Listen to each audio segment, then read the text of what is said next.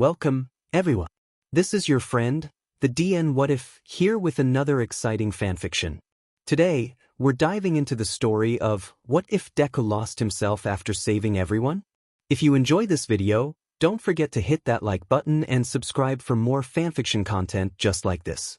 Now, let's get started with the fanfic. Izuku did this thing. He did a lot of things, but this was a particular one. Not because it was more noticeable than the other things, and not because it was more prominent, but because it didn't fit in with all of Izuku's ordinary little habits. And it was new. It started with a simple expression, a shadow of gloom cast across his face. But it didn't disappear. It kept coming back until one day, it just didn't leave. It sat there, tugging his lips down and clouding over his green eyes. It made him look listless, like there wasn't a remotely lively thought in his head. Certainly not any pleasant ones. This wasn't something anyone would read into if they weren't the kind of person who reads too deeply into things. Katsuki wouldn't usually say he was, unless it was Deku he was observing. Even more so now, after everything that happened. Because he couldn't trust Deku to say anything if something was bothering him. He just let it eat away at him until he was weakened and riddled with tears. It only took a glance for Katsuki, who could always tell when Deku was upset. But this was a different kind of upset. It was sad, maybe, but not the kind that doing something nice could cheer him up from. It was hurt, but with a wound deeper than untrained hands could mend. There was something deeper than the regular come and go of pain that accompanied everyone, especially all of them now. Katsuki didn't know that for a fact, and he wouldn't have been able to explain it were anyone to ask, but he was sure of it. Something else was going on. Maybe he was intuitive, or maybe it was just Deku. But something was wrong. And it was happening every day. It wasn't a surprising thought to think the war had messed Deku up, but if he was struggling with it all the time, and if he couldn't pull himself out of that constant current pull, someone needed to extend a hand. Katsuki hadn't realized it was so bad at first. Nobody had. They'd been so caught up in their own heads, trying to work through everything that happened. They'd all been affected, and they were all so poorly equipped to deal with it. Over the summer, while he was healing both his physical pain and the hurt in his head, Katsuki barely talked to anyone. Kirishima and Denki never stopped texting him during those months, but they'd all taken their turns getting too lost in their own thoughts. It wasn't until that aforementioned expression wouldn't slip away like it was supposed to that Katsuki realized something was wrong. Really wrong. Izuku wasn't usually quiet in the mornings.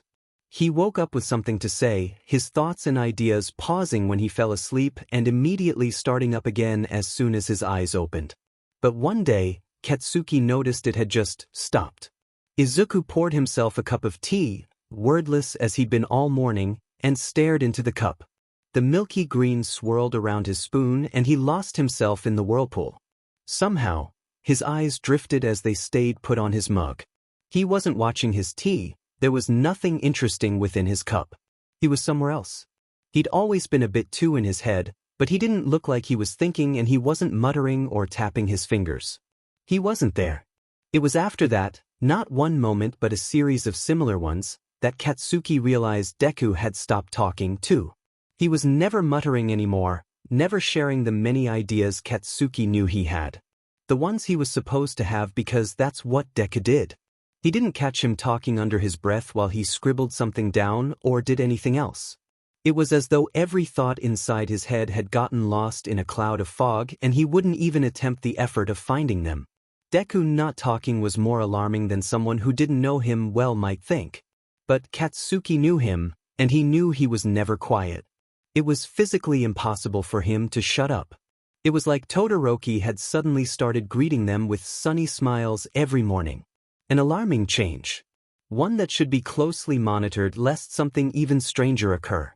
This silence was louder than Deku had ever been. But he hadn't disappeared entirely, which only made it weirder for Katsuki to witness.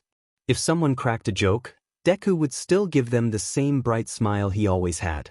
He still nodded when spoken to, as if he was really listening. And he wasn't struggling with school or work. He'd been spending his free time volunteering at a recovery center, helping out with people who had been negatively impacted by the war. Which was pretty much everyone, but most people there were displaced or had lost someone. though it opened its arms to anyone who needed it. Deku liked working at the center, he'd told them that, but he didn't talk much about it. He didn't talk much about anything these days. Whatever was wrong, Katsuki didn't expect Deku to talk to him about it. It was his own fault he wasn't seen as an approachable person. He wondered if anyone else had noticed it. Surely one of Deku's closer friends would say something. It was so glaringly obvious to him, but what if Deku just seemed regular quiet to them? It wasn't as if he was the only one to form a few different habits after everything. They were all a little quiet, a little more cautious, in need of extra alone time. Maybe Deku's changes were regular, but Katsuki couldn't shake the feeling that something was wrong. Deku was used to being alone, solving all of his problems by himself. Even surrounded by people happy and willing to help, it was a hard habit to shake. He didn't know how to open up, and Katsuki knew he felt guilty about burdening others. God knows the burdens he carried, all on his own with only the strength of his tired shoulders. Everyone else was leaning on one another. Hell, even Katsuki had Kirishima and the rest of his own select group for support.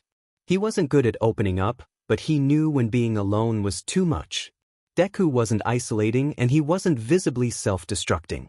Katsuki watched for signs of anything suspicious, spending nights looking into unhealthy coping mechanisms and how to spot if someone you knew was indulging in them. Maybe it wasn't that bad, maybe something was just bugging him. Maybe it was training that was hard on him. Maybe he was getting in his own head about what kind of hero was going to be now. That sounded like something he would do. Maybe it was the fight with Shigaraki. He felt bad for how it went down. He would feel bad about something like that. He was so sensitive. It was a strength of its own, but it didn't always mix well with the harsher parts of hero work. Katsuki wasn't going to make excuses, imagining reasons that this might be fine.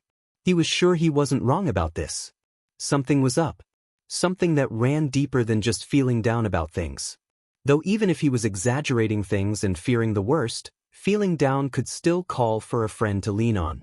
Deku was good at hiding it, but not from Katsuki. Katsuki could see right through him. He never not noticed. Not anymore.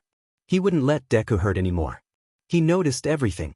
He noticed that Deku didn't sit around and chat after training sessions, his only commentary being notes that might help someone else, though those weren't elaborated on any more than they had to be. He didn't get lost rambling. He just spoke, and then fell silent again. He didn't banter with the others about the latest hero rankings or the news. He didn't get excited about anything. He didn't even talk to Uraraka or Ida that much. Did they notice that the way Katsuki did? Deku did talk sometimes. He still asked everyone how they were doing. He let them come to him if they needed, always offering a hand to hold or a shoulder to cry on. That's why he was working at the center. He always wanted to help in some way. He was always looking for some way to give back. He was endlessly selfless. Someone had to tell him it was okay to take care of himself, too. Maybe it wouldn't mean as much coming from Katsuki, but someone had to do it. He couldn't let it go. He refused to, but even if he tried to ignore it, it wouldn't let him. Everything Deku did was an alarm bell sounding in Katsuki's head. From the way he picked at his food and forgot to bring his water bottle along for training sessions to the mechanical way he replied to people speaking to him.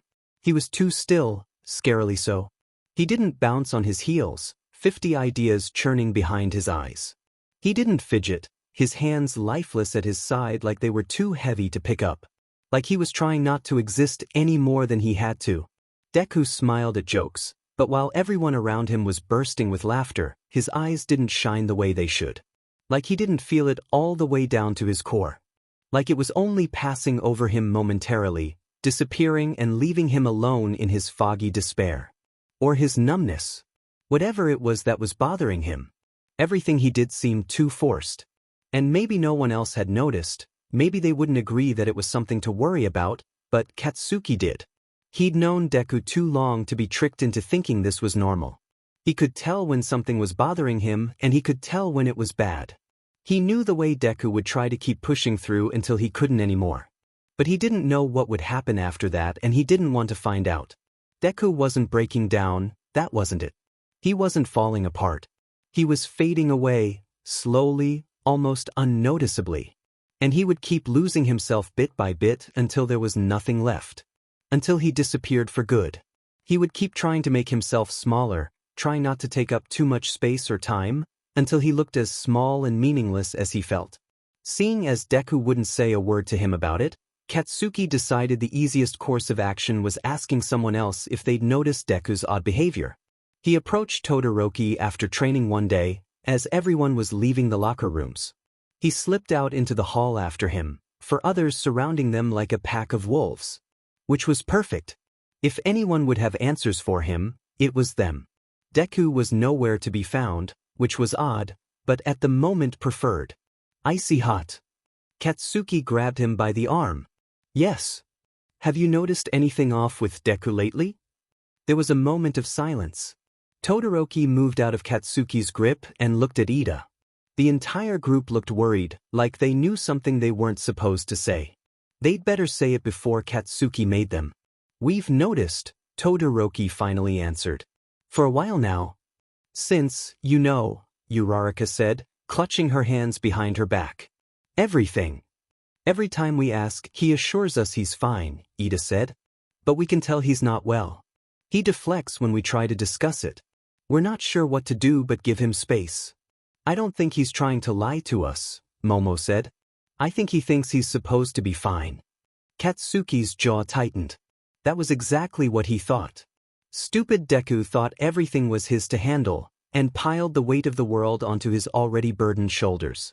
He's not eating very much either, Ida said, followed by a nod from Todoroki. Sleeping? Katsuki asked, something he'd been wondering about. Uraraka shook her head. Maybe a couple hours each night. He just sort of brushes it off when we say anything. Katsuki let out a breath through his nose. None of this information surprised him in the slightest, it only served to piss him off. Not at Deku particularly, just in general. At the fact that Deku was hurting and wouldn't tell anyone. That Katsuki couldn't help him. But he would try. Goddammit, he would try. Deku wasn't in this alone, even if he wanted to be. Katsuki wouldn't let him. We've tried talking to him, Ida said. Multiple times. Together, separately. We can't seem to get through to him. He says he's fine and apologizes for worrying us. He apologizes a lot, Sue said, as if just noticing this now. Deku apologized like his being hurt was an inconvenience to those around him. Like it was a terrible mistake of his to wet someone's shirt with his tears, or stain their hands with his blood. But they didn't care, not a single one of them. Katsuki didn't care. It was no trouble. Not if it was Izuku. Katsuki's hands clenched into fists, anger curling up inside them. Guilt knotted in his fingers, stiffening them. Shame pulled taut the strings in his wrists. They were supposed to be in this together, supposed to protect each other. He was supposed to protect Deku. There was no point in surviving the storm if one of them was still drowning in the water. Because then the fight wasn't over. It's like he's disappearing, Katsuki stated his fear aloud. And I think he wants to. None of them disagreed. If you keep throwing yourself into things like a battering ram, Hatsum said, dropping a cracked panel on the table. I'm going to run out of spare parts. And you know the department doesn't like when I build extras without permission. As if that ever stopped you, Izuku said. Izuku was sat on a stool, sleeves rolled up, and grime covering the fingers that hovered over a cluster of exposed wires. He'd been spending a lot of his time with Hatsum in the support lab, tinkering with things in a constant effort to improve. Sparks spat occasionally from his work, but he didn't flinch away. Is it really necessary to slam full force into everything? That's what these are for, May. She snorted. You heroes and your need for dramatics. Couldn't be me. Izuku huffed, a forced response simply so she could hear one. He did think it was funny though, Hatsum calling him dramatic. As if she'd never been. I've never done that. Shinso piped up from the corner where he was sitting cross-legged on a workbench, fiddling with the modulators on his mask. Shinso and Izuku had bumped into one another the first few times they'd come with ideas or in need of repairs. Eventually, Shinso had started showing up with excuses instead, wanting more to hang out with Izuku and Hatsum than fix anything. Izuku couldn't make sense of that if he tried. He didn't understand why Shinso would want to be around him for anything outside of necessity. He wasn't much fun to be around, especially now with his moody vibe. But he wasn't the only person there, he just happened to be included, which made it make a lot more sense. His friends had pointed it out, the way he brought the mood down. They hadn't used those exact words, but he understood what they were saying. They wanted him to be happier, more cheerful and sunny. They missed when he brightened up a room. But he didn't know how to do that anymore. He wasn't sure he ever knew how. Whatever his friends thought he was, whatever they were hoping would come back to them, existed only in their minds. He was someone else now, someone who didn't know how to be good. How to be happy. He used to have a sparkle, a glow he'd taken for granted when it was there. He used to be as bright as gold, excited for things to come, and happy with his life. Now, he was a painting of smeared purples and blues, melding into an uninviting indigo color. He tried to recall what Aoyama had said, something about not being able to shine. Izuku had lost his sparkle. Nobody liked being around him anymore. It was comfortable. His friends didn't know how to talk to him. Or they simply didn't want to. He understood. He wouldn't want to talk to him either. He tried hard to participate in conversations, to do normal things like play games and watch movies together. But it was hard when there was a ghost-like whisper always in the back of his brain. A whisper that said they didn't need him, that no one would notice if he was gone. He liked hanging around the support class. He could hide under the quiet of concentration, sitting in a room full of people who occasionally included him in a conversation, but didn't poke him about how well he was doing. They didn't know him well enough to know what was out of character for him. They provided a crowd of comfort for him to get lost in. They didn't expect anything from him. He could just be. And he could never just be. Hey! Hatsume's voice exploded with the accompaniment of a more electrical explosive noise.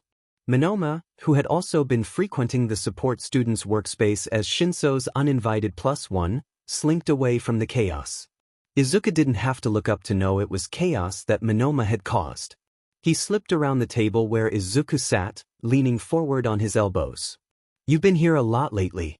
Avoiding your friends for some reason? Shinso looked up from where he was reattaching the outer casing of his mask. Dude, I told you to stop analyzing people. And I told you to stop calling me dude. Hatsume popped up behind Minoma, sending him scampering away.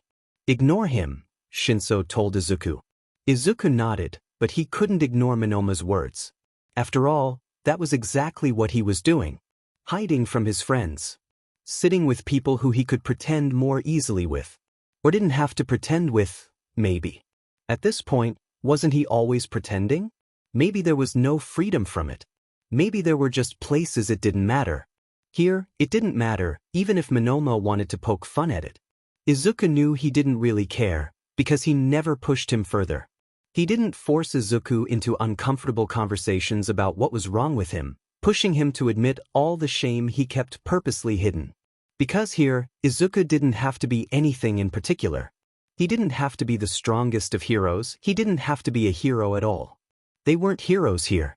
He was only exposed wires, cracks and breaks, another thing waiting to be stitched back together. And here he was allowed to be. There was no prying for explanations when something was broken, only a team of people ready to tend to it. The support lab was a warm place, sweat, heated tools, and noise setting it alight. It buzzed with energy, a constant hum of work and chatter. It was a nice place to be, and it was somewhere Izuku could feel useful.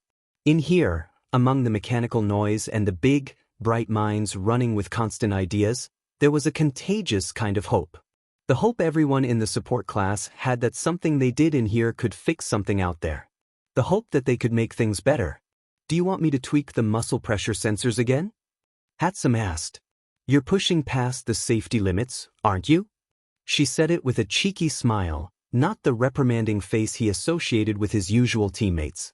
She didn't mind, she wasn't trying to tell him what to do. She wasn't trying to stop him. Yeah, thanks. He was glad they never asked him if something was wrong, never gave him a "you good." He hated those. Not because he couldn't appreciate the fact that his friends cared, but because he was afraid if he started talking he wouldn't be able to stop. If he finally said no, it wasn't fine, then out would come pouring all the reasons it wasn't. One chance to be honest, really honest, and he might not hold back. And then what? If he let them see him like that, let all of it spill out for them, what would they think then? He was a mess, one no one would want to clean up once they saw the state of it. They would want to be rid of him. Keeping it in was the easier option because it spared him the added pain of losing his friends. Keeping them at a distance was better than not having them there at all, which was sure to happen if he opened up about every frightening thought inside his head. Thoughts like he would be better off dead. Like he stared out the window and watched a world he didn't belong to roll by. Like he wasn't worth the time and effort it would take to save. Because he wasn't. At the center where he volunteered, he spoke to people who had suicidal ideation. He told them the thoughts would pass, that they had people who would miss them, and they were stronger than those feelings. He assured them that there was so much more to life, that the future was waiting for them. But he was only giving them meaningless comfort. It wasn't true. He wasn't stronger, he couldn't find a reason to even try to be. He could climb any mountain he wanted, telling himself there was something greater waiting at the top. But there wasn't. He would only be climbing forever, or worse, be met with nothing. And if so, what was stopping him from stepping off that cliffside? His friends might miss him for a while, but people died all the time and people moved on. That was just life. Izuku couldn't imagine himself being a very difficult person to move on from. He didn't want to leave his friends, but every day now he woke with a pit in his stomach and a hole in his chest. He dreaded getting up. He moved through his day only because he had to. He found joy in very little, and contentment in nothing. It was an exhausting way to live, if it could be called that. He was practically dead already. What difference would it make if he stopped breathing? Would his friends suddenly miss talking to him after getting so used to not having him around? He woke in the morning wishing he hadn't, sat through breakfast and classes with thoughts of leaping from the school's tall rooftops, and stood in a group of friends wondering how they didn't all want to die too. He went to bed hoping he wouldn't wake up, that he would simply drift into a darkness he couldn't escape from, and spare everyone the fright of knowing he'd ended his own life. But he kept waking up. And he kept all these thoughts to himself. Izuku poked at the small scoop of rice on his plate, not bringing a single grain to his mouth. Something seemed so unappealing about food now. He knew it didn't have to serve as anything more than fuel, but he couldn't even bring himself to eat for that fact. It was just so uninviting, having to shove bite after bite into his mouth. Nothing even tasted good anymore. He used to enjoy food, he had plenty of favorites and preferences just as anyone would. But now he stared at his plate and wanted none of it. Now all he could think of was how long it would take to kill him if he stopped eating completely. It would be even quicker if he stopped drinking water too. If he didn't eat or drink a single thing, he could be gone within the week. Would that do it, or would he end up rushed to the hospital and caught before he slipped away? He wouldn't want that. The last thing he would ever want was to fail at killing himself. Then he would have to be alive and explain why he didn't want to be. Maybe he should eat. But there was no room for food among the weights that sat in his stomach, no space for it to squeeze down his tightened throat. It tasted bland, even his usual favorites bringing him no joy. He ate for his mom, because he knew how much it worried her when he didn't, but that was as much as he could do. It shouldn't be so hard. All he had to do was force it down. It was just food. His problems were honestly embarrassing. Why couldn't he just eat? But he didn't really want to eat. It sort of felt better not to. He wasn't sure what about pushing food around his plate, picking it apart and poking at it, felt better than a full meal, but it did. Going to bed hungry felt like something. Waking up the same and pushing through the day on empty felt like he was actually getting something done. And he got so little done these days. It was a rather boring little game he played, how long he could go without eating, but it was better than how many pills would be fatal. Would that jump kill or just maim? If I walked in front of that car, would I end up in the hospital? Even that took up too much of his time. He'd read about eating disorders, he wasn't keen on trying to develop one. But even if he was, he didn't have nearly enough focus or drive to keep one up. The most he could do was let himself rot away, never getting up from bed until his skin and bones withered. But his willpower was weak, and his desire for death was, however present, not something strong enough to pick up his tired 2 feet. He used to have drive. He used to have ambition in plenty. There wasn't a thing that could stop him. Back when he had big dreams that needed achieving. Back when he was a small speck of dirt on a road full of much larger people. When he had a destination he knew he needed to reach. He used to be strong, more so than he gave himself credit for. He realized that now. Now, his greatest achievement was how long he could run on empty. He ended up eating anyway when he got really hungry. It was just a matter of a day to two with nothing. He liked that feeling, being so hungry it felt like he was starving. It didn't make the food taste any better. He wasn't sure why he'd lost all satisfaction in basically everything. But filling his stomach when it had begun to hurt from hunger felt, in some odd way, like he was doing something right. And he couldn't do anything right. He was just so tired. All the time. He was never not tired. He couldn't get enough sleep, though he didn't sleep much these days. He couldn't get himself to rest, even though it was all he felt like doing. He was exhausted and he still had to worry about acting normal. When he didn't smile, someone asked him what was wrong. But they didn't really want to know. They just wanted him to smile. They wanted him to be happy, easy, normal. But he was just so tired, too tired to give himself to anyone like that. He couldn't do it. Not even for friends. Eating or not eating, studying, helping someone else through their hurt, that was enough to keep him going without losing it. But just barely. Because he still felt like he was losing it. Losing what? He wasn't sure. What did he have now? Being a hero?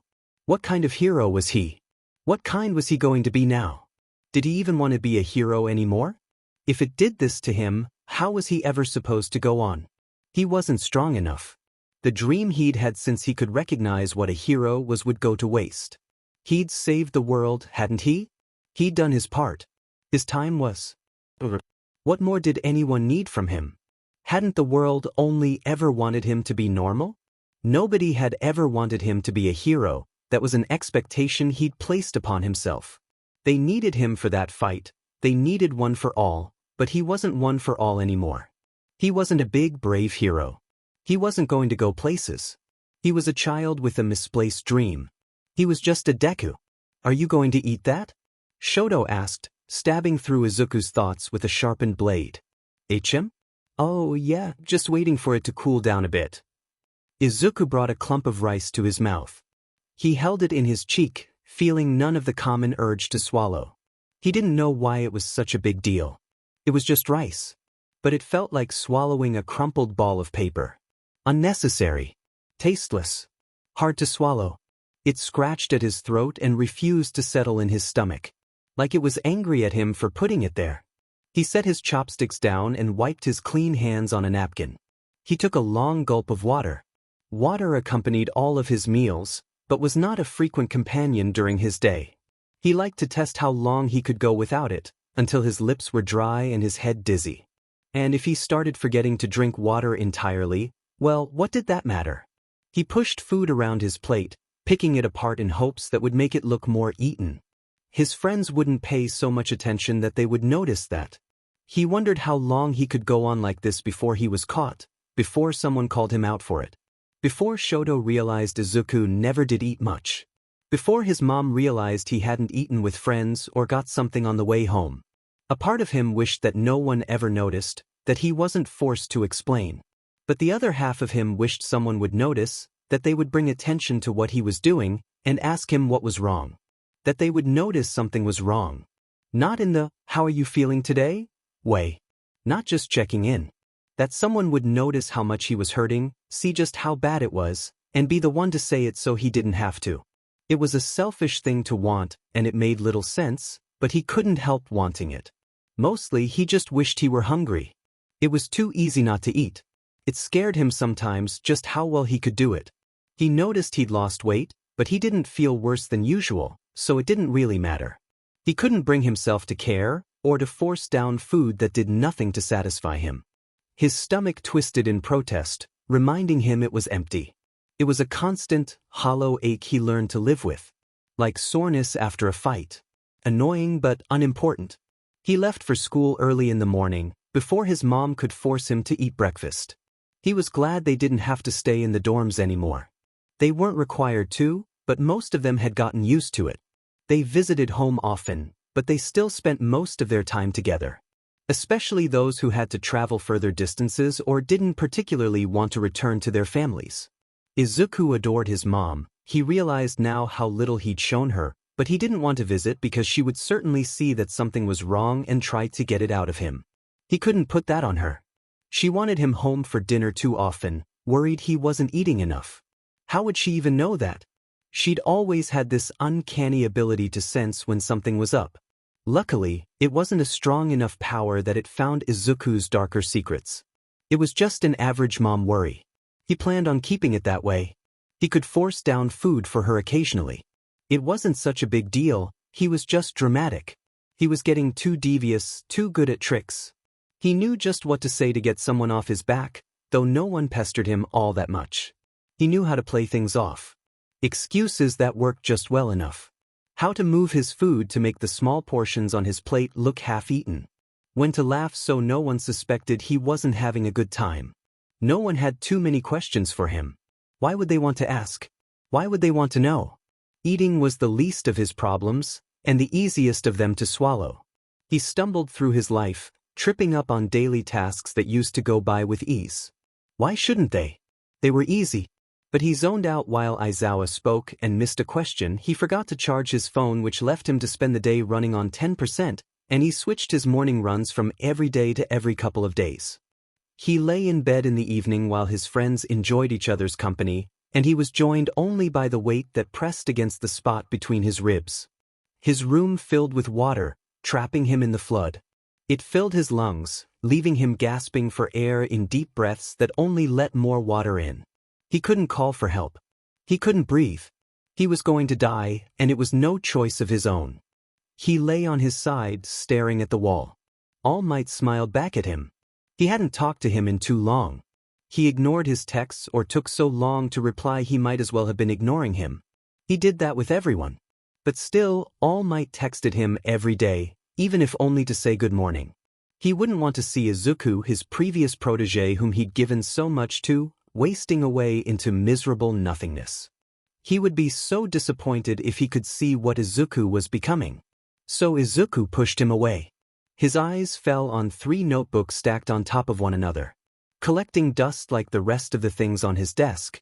His love had died, his heart gone cold and rotten. The sharp focus he used to carry, the drive toward what he wanted, the big dreams that pushed him forward to meet his goals, had dissipated overnight, disintegrating under a cruel touch. But it wasn't over yet. He was still going. Somehow he was still going. When would it stop? When would it be enough? He'd gotten this bad so suddenly, why couldn't the universe take pity and reverse it? Put him back the way he was. Or better yet, fix him. Make him someone better. At the very least, let him stay put instead of unraveling more day by day. Eventually, that spool of thread was going to unravel completely, and there would be nothing left. He was going to disappear. And he wasn't sure anyone would notice. I made it a bit tighter for ya. Hatsum didn't say why she'd cinched the wrists of his gauntlet glove, didn't ask why she'd needed to. Maybe she didn't care. Maybe she didn't want to know. Or maybe it wasn't important. Thanks. He caught himself in a mirror, full body to check how presentable new items looked with one's costume. It was smudged all over, smearing fingerprint dots and a lack of dusting over him. He looked terrible. His gear looked great, Hatsum's work always did, and he was proud that he'd been able to help with them. He fit in with the support class. He liked it there. Though his haggard appearance didn't fit in well anywhere. It wasn't exactly a favorite party guest. His eyes were sunken and rimmed with shadows. His face had noticeably lost some fat, but it wasn't alarming. He didn't spend much time on a scale, he wasn't sure how much he was losing, but he supposed that was to be expected as he never ate. It wasn't good for him, a hero needed his strength. But was he even much of a hero anymore? Was his strength worth anything? Something was missing in his eyes. They were downcast. He looked tired, exhausted, but not in the typical way. Yes, he rarely slept these days, but it wasn't that. All heroes were tired. But he looked like the bones waiting to protrude from his skin were weary. Something stretched thin and trying not to snap stared back at him. A flame burning quicker than its melting candlestick could keep up with. Hatsum laid out tools across her workbench, going through them and paying Izuku little mind. He watched her for a moment, the way she bounced around from task to task, hair bouncing on her shoulders and concentrated smile rarely leaving. The hum of the lab loosened his shoulders. The presence of Hatsum alone, as well as the other students Izuku was befriending, enough to dull the ache inside him. He thought sometimes of what it might be like to be in the support class. He really liked creating things, coming up with new ideas, and working to bring them to life. Hatsum had taught him so many things since he'd started hanging around. The thought of sitting through a class of it sounded fun. It would be challenging too, but challenging was part of what made it good. Being a support student would be cool. And he'd get to help people by making them items to aid their hero work. Things that could help them get by, like his many aids and enhancements did for him. Items to support them. He wanted to support people, to make their lives a little bit easier. He would like to make someone happy the way Hatsum made him happy. More than anything, he wanted to fix something, to change something. To be someone who made things better. And then maybe one day he would be able to live in the better world he had helped create. Still breaking your stuff? Shinso's dull tone carried over to him. Monoma was sitting beside him, feet up on the table, and flipping through a magazine. As if you can talk. For your information, I'm trying to figure out ways to reduce sound from my boots. Really? Izuku perked up. That's super cool, I'd love to hear how it goes. Do you have any ideas yet? Not really yet. Izuku would add that to his notes, which were becoming increasingly filled with support item ideas lately. I didn't break anything this time, by the way. I wanted to reinforce the pivot locks in my leg braces, actually. Yes. Hatsum chirped cheerfully. That way you'll get better torque without stressing my poor plate so much. My babies are meant to be handled with care and love. She brushed past him, one greasy hand giving his face a squeeze. I'm always looking to improve, Izuku said. Such inspiring optimism, Monoma remarked. Was he optimistic? He supposed that would be the right word for it. He tried so hard every day, even as the odds were stacked against him. He saw no way out and yet he kept going. It could be called optimistic. Or just stupid. Maybe he was stupid for trying so hard. Look where it got him. Maybe he wasn't an optimist. Maybe he was just a tryhard. He was trying so hard to prove something, to compensate for the fact that he was alive and worthless. He wanted to prove he wasn't worth nothing, or at least make up for the fact. But he couldn't. Nothing he did changed anything. Nothing meant anything. He only further proved that he was good for nothing. A waste of the space he took up. What are you doing here anyway? He asked Monoma, shoving those thoughts to the back of his mind for now. He just likes hanging out, Shinso said. Monoma gave him a sideways glance, but he didn't deny it. Izuku nodded, because he understood that perfectly.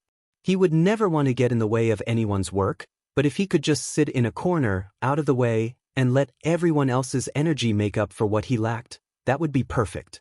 Hatsum threw an arm around his shoulders, squeezing him in a side hug. Yeah, I like hanging out with you guys. You don't always have to come with something that needs fixing. How could he not? Monoma said, looking up at Izuku. He had a point. As long as Izuku was himself, that dreadful thing he always would be, he would always drag in broken gear and baggage behind him. His threads unraveled on the floor, posing a danger to anyone who might get too close and become tangled. It was better for him to keep his distance from everyone. He didn't need more friends to hurt. You know what we should do? Hatsum said. When I'm not working, we should hang out outside the lab. Are you ever not working? Monoma questioned. She gave him a vigorous nod.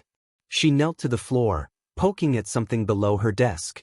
There's this one place I like. They've got fun drinks and vegan options if anyone's into that. She nudged the toe of her boot against Izuku's ankle. Are you a vegan? That's nice of you, May, but I don't know Dash. Come on, I'm not inviting you to a gala. You don't have to make a big deal of anything. You can wear your pajamas, I don't care. Just grab a bite with us and turn off for a little while. Turn off? He would love nothing more than to do just that. But he wasn't sure this qualified. Being in public, around people and food and laughter, meant pretending everything was fine. Pretending he was just like them and not balanced precariously on the edge of a knife. It's very informal, Monoma said. Tie and hero complex not required. I just meant. His words halted when he caught Shinso staring at him, one brow slightly raised. In concern, not question. So Izuku said yes. And that's how the four of them ended up in a tiny restaurant with floors that looked like they hadn't been swept since they opened and some of the most amazing smelling food Izuku had encountered. Despite the potential health violation, the former wasn't much of a complaint from him.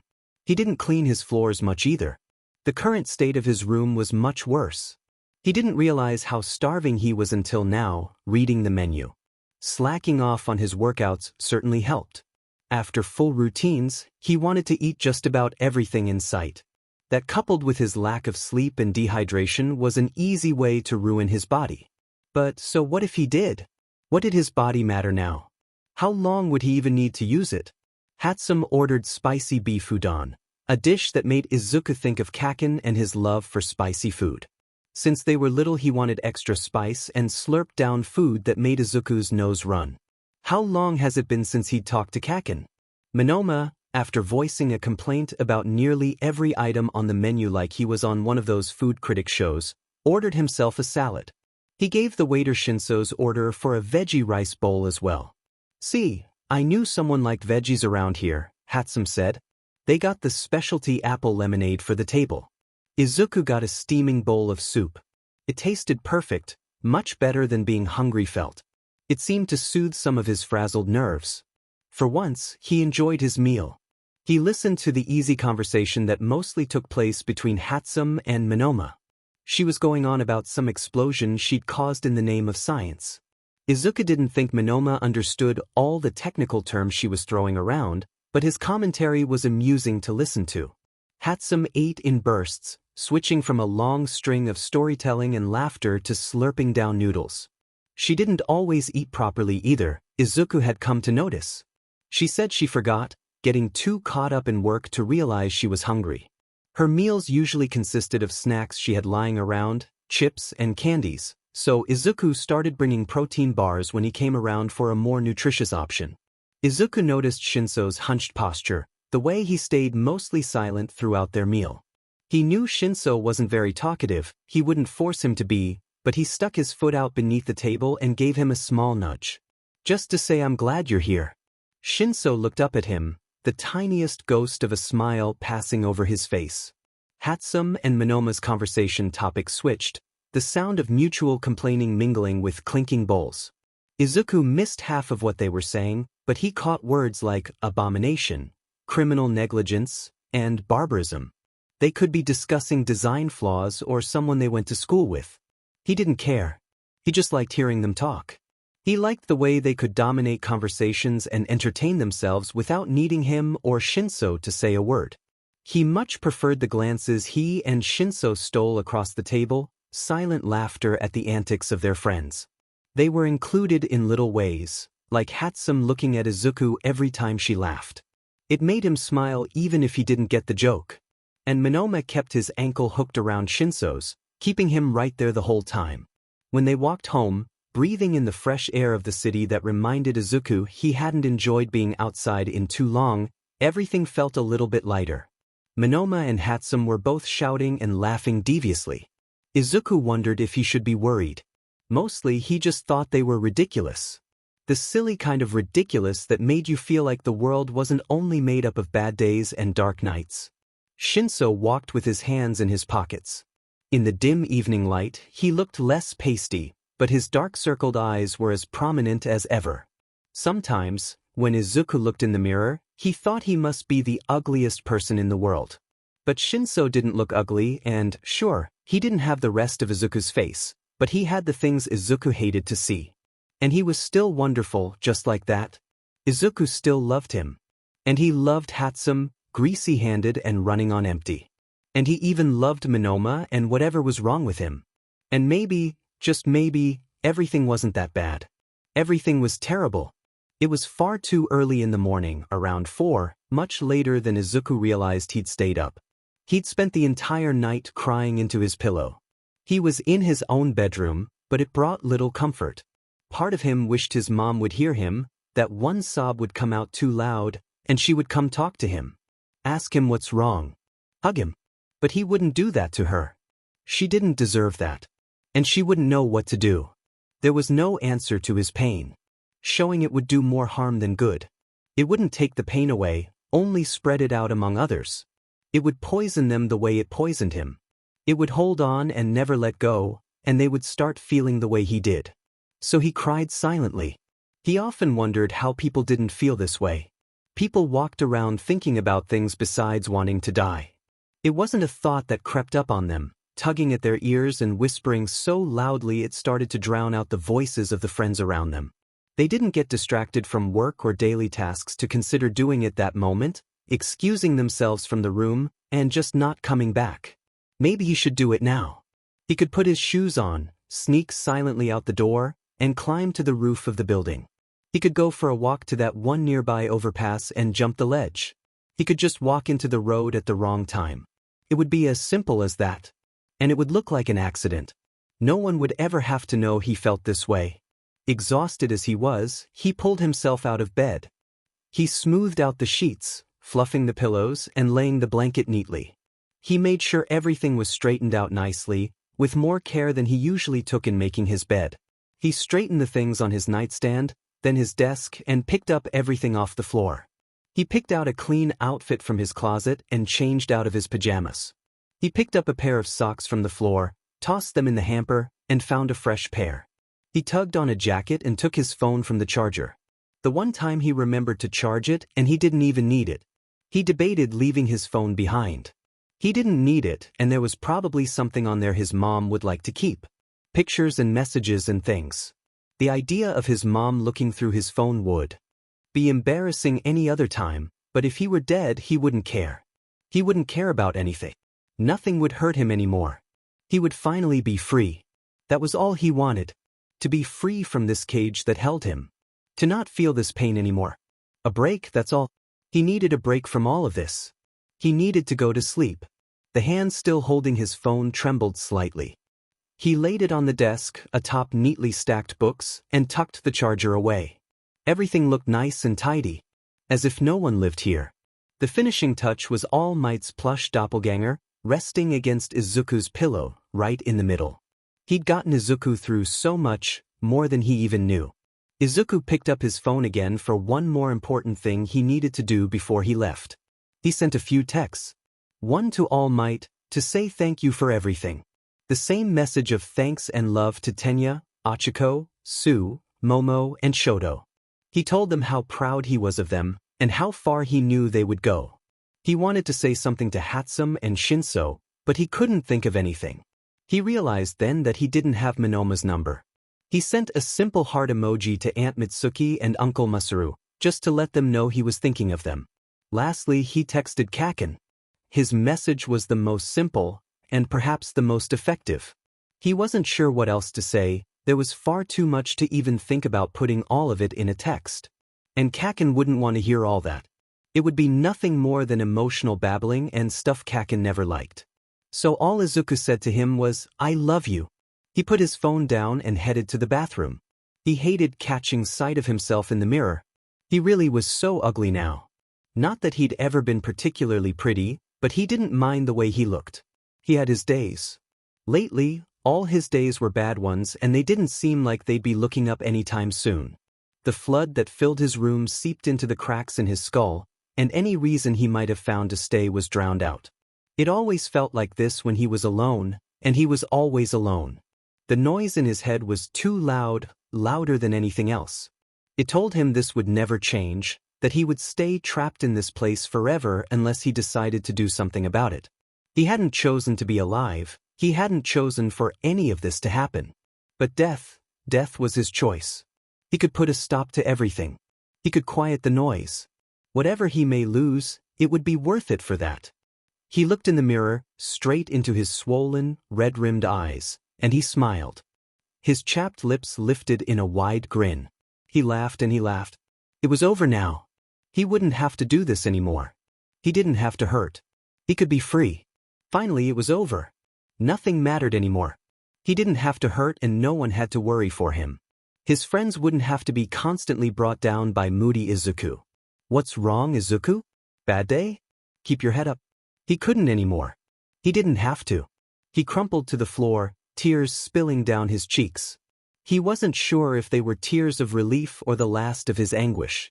His hands curled in his hair, gripping it tightly but caring little for the pain. His pain didn't matter anymore. It never had, but now he didn't have to feel it. If he could just get up. Just do it. He knew he wanted to, he was sure of it. He'd thought of doing it plenty of times already, but something, always the smallest of somethings, changed his mind. He couldn't change his mind anymore. He knew it would only get bad again and he'd wish he had. Gripping the edge of the sink, he pulled himself up. He was such a mess. He needed to calm down. He had to be calm to do it. He wasn't sure why, he just did. Deep breaths and then he would go. He would slip out the door and he wouldn't look back. He could do it.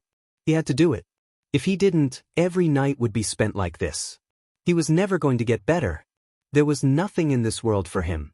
He didn't have anything anymore, and there was no reason to believe things would get anything other than worse from here. He wasn't sure why he did it, but he opened the bathroom cabinet and found the pack of blades for his razor. He'd never thought about doing this to himself, but he'd heard enough stories online about what it did for you. It would satisfy whatever was eating at him. He cleaned the blade, then rolled his sleeve over his shoulder and cleaned the spot on his arm that was to pay the price of his pain. He dragged the blade across the skin of his shoulder, tearing it open. It was such an insignificant pain compared to other injuries he'd endured. Compared to what he was feeling now. He cut himself again, slashing marks across his upper arm. He watched the blood leak out and with it the tension of the moment. So this was why people did this? It felt like relief flooding his brain, everything else draining out. He had so many scars on his arms, a few more wouldn't matter. He could walk around in a tank top and he doubted anyone would even give him a second glance. Maybe he should try that, test how far he could go before someone finally stopped ignoring him. He knew it was selfish, but sometimes he wanted someone to notice. To ask him what's wrong and keep asking even after he said it was nothing. He wanted someone to prove how much they cared. Because if it wasn't that much, if they were fine letting him brush them off, how much would they really care if he died? He washed the blood from his razor and threw it away. Maybe he should keep it for another time, but he didn't want to. Not for any particular reason, he just didn't. He washed his hands, scrubbing them clean of blood and hurt, and cleaned up his arm. The cuts stung in a way he considered pleasant as it distracted him perfectly. All he could think about was the sting, the dull ache, the pain that shot through his arm if he moved it the wrong way. This was good. This was distracting. These cuts didn't feel like pain. He didn't feel like killing himself anymore. It was so easy to drive him to the conclusion that death was the best answer, but just as the smallest things could make him think that, it took something equally as small to change his mind. Because Izuku didn't want to die, not exactly. He wanted to live, he just wanted to enjoy it. He wanted to change. It was an impossible request, a task that could never truly be fulfilled. But it was the greatest of his goals. He wanted nothing more in the world than to be someone else. Right now, he didn't feel all that much like himself, so he didn't think about killing himself, and went back to his room. He grabbed his phone and, without bothering to change out of his clothes, flopped onto his bed. He tossed his jacket to the floor and pulled the blanket over himself, mindful of his arm. His phone screen lit up, his friends' smiling faces being obstructed by the notifications of 7 unread messages. He hadn't sent the texts with any expectations of being answered. Why would any of them even be up at this time? Had he woken them? He recalled Momo mentioning she'd become a much lighter sleeper now. He was hit with a wave of guilt, worried he'd startled her awake. Sure enough, Momo's name was the first one he saw. He opened his messages to her contact. Why? Why? Momo was too sweet to him. She deserved only the best of friends, not whatever he was. He didn't see how he inspired her. To do what? Lie around all day? He opened the next message. Why? He ended it with a heart emoji. Izuku didn't make the response that All Might shouldn't be awake at this time either. Did he even know when All Might woke up? Maybe he started his day at 4:45. That seemed a little extreme even for him. Shoto started his day at 5:30. He hoped he didn't wake him up earlier than needed, but upon checking his next text he saw he'd done just that. Z. Why? Why? Why? Why? Izuku's chest tightened. He had the best friends in the world. Did Shoto know how much he meant, that he, too, made Izuku want to be better? He made him want to stick around a little bit longer. YYX, why? Why? He missed her too, but he was more hung up on the fact that she said she'd been thinking about him. But what was she thinking? That she missed him, he supposed. Something about her randomly being up at 4 in the morning, thinking of him, and receiving such a sudden, seemingly random text felt like fate. Like it was meant to happen. It wouldn't have happened if he weren't here. Shinso had sent him a string of memes, mostly cat-related. Izuku hadn't even texted him. He was just up late as he seemed to often be, and probably scrolling to pass the time. He'd seen something funny and thought to send it to Izuku. Izuku, who faked laughter and didn't respond to texts. He responded now, asking for Minoma's number. Shinso was quick to reply. The last 2 messages were from Kaken. He was the first one who had responded. Why? Why? Why? Why? Why? Z. Why?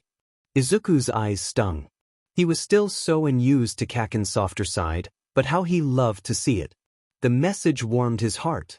It made him want to give Kaken a call, but he should let his friend rest. He should get some rest too. He was exhausted.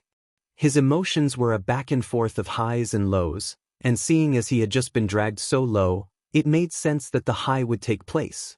The highs made him feel like maybe everything wasn't as horrible as it could be. Maybe it wasn't time to die just yet. He fell asleep on his side, injured arm up, with his phone clutched to his chest. The recovery center was a soothing place, designed to calm those it sheltered. Sage green and cream painted the walls, the shiny vinyl flooring covered in the soft shades of baby pink and neutral rugs. Potted plants sat in several corners, their lush, plastic-like leaves that had Izuku questioning if they were fake, offering flowering company to those who preferred to keep to themselves. Izuku was restocking the kitchenette with packets of tea and sugar he'd been sent out to buy that morning. Most of his work was pushing chairs back into place around the comfy couches, straightening sun-shaped pillows, and folding plush and weighted blankets. Now, he made cups of tea and hot chocolate to pass around. He sat beside an older woman he spoke with often during his days here. She'd lost her neighborhood in one of the earlier waves of the war. Her 7-year-old grandson sat at a nearby table coloring diligently. He still checks the windows every night before bed, she said. But he's very brave. Braver than me, I think. Kids can be like that, Izuku said. They understand a lot more than we think. Yes, but they shouldn't have to. No, they shouldn't. More tea, Ito-san? Thank you, dear. Izuku made her another cup. He checked on her grandson, peering over his shoulder at the picture he was coloring. The boy adored Izuku. He was always asking for hero stories. Izuku told him the best of his tales, the funniest and lightest stories. Sitting beside the children who came to the center, listening to them laugh and squeal, made talking about hero stuff feel lighter. It was one of the reasons he loved it here. He moved around the center a bit, checking in and straightening up. He stopped by a teen boy sifting through the clothes donation bin. The boy didn't say much, keeping mostly to himself, but he had warmed up to Izuku. Izuku guessed it had to do with them being the same age.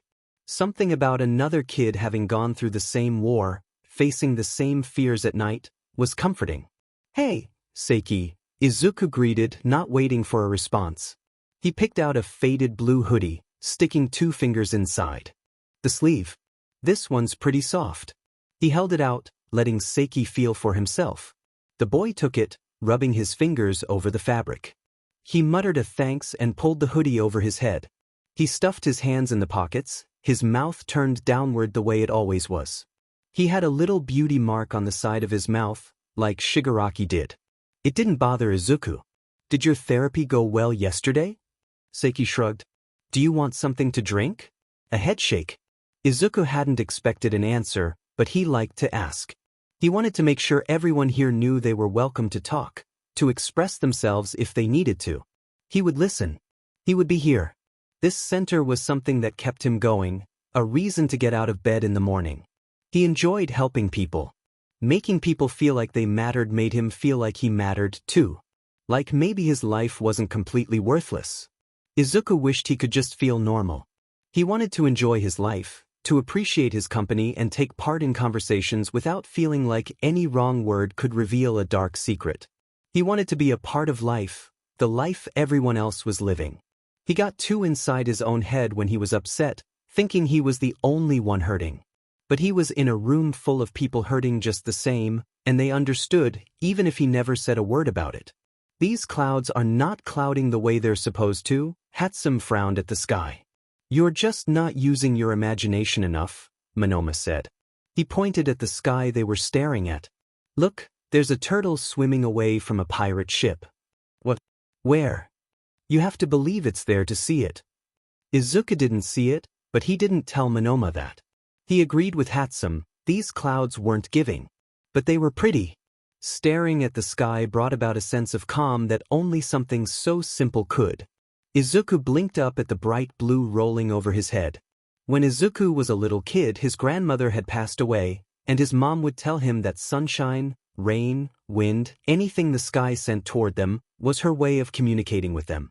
He thought of all the other people who had gone and found a place within the clouds. Like other people who had killed themselves. The sky could hold him while he rained tears, soothe him while storms swirled, and smile with him while he shone his light on the living world. What a nice life that sounded like. Do you guys ever think about dying? Shinsun turned his head, grass brushing against his cheek as he looked at Izuku. Yes, sometimes. It's weird to be alive. Weird? Monoma said. Yeah, weird. Like, I wonder what I'm ever going to do with my life. I want to grow up, but I don't want to get older. I'm excited for the future, but also sometimes I think it wouldn't make much difference if I were dead. Monoma grabbed his wrist, giving him a look so serious it was almost funny. It would make a difference to me. Thanks, man.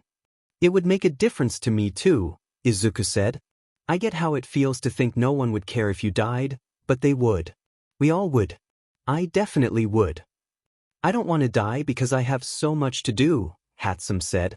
There are so many ideas I haven't brought to life yet, and so many things I haven't tried. But, yeah, life can really kick you around, huh? Monoma folded his arms over his stomach, fingers intertwined. When you think about it, nothing in life matters. I know it sounds nihilistic, but hear me out. We can do whatever we want, and it won't matter. We'll all die one day. So why not follow all of your dreams and passions? Take risks and try new things. So what if you fail? It doesn't matter at all. It might matter a bit, Izuku said. You could face challenges that are just too hard to get through. You could get hurt, or rejected, or just feel unsatisfied. All of those things are temporary. That's what I think. Everything turns out fine, and if it doesn't, that's not the end of the world. We'll just have to try something else. I like this idea, Hatsum agreed. That the only thing that matters is what you choose to do with your life, and how much you like it. Isn't there anything you like, Midoriya? Was there? He liked to write, to study and analyze quirks. He liked working on support aids and learning new things. He liked volunteering at the center, talking to the people there, and hearing their stories. He liked to spend time with his mom. I like you guys. We like you too, Shinso said quietly. I'm really glad we're friends. Do you? He hesitated, preparing both himself and Izuku for his next words. Do you want to die all the time? Not all the time. Just most of the time, I guess. I don't like talking about it because I don't want to make everyone else sad. Or worse, I'll be told it's not a big deal. And maybe it's not, but I don't know. He did know. He didn't want to be told his pain was only mild because if this was not that bad, why would he ever keep living to watch it get worse? He didn't know why he was saying all of this now, but he kept talking. My life isn't bad, I have a great mom and good friends, things are mostly nice for me. But I hate being alive, I hate it so much. I hate myself, I can't stand myself. If I was someone else, maybe I would want to live more. I'm so miserable, and I feel like I'm being such a brat about it, but no one understands how bad it hurts. He let out a deep breath. No one said anything. He sat, drawing his knees to his chest. I think my situation is unfixable, he said. I'm unfixable. I'm too weak to pretend it doesn't hurt. I'm not a fighter anymore. I'm a weak loser, just like I was before. I'm not a hero, I'm not even a strong person. I don't feel like I have a future worth seeing at this point. Everything seems so hopeless, and I don't know how much longer I can put up with it. Dude, Shinso said, and Izuku worried he'd said far too much. Do you want a hug?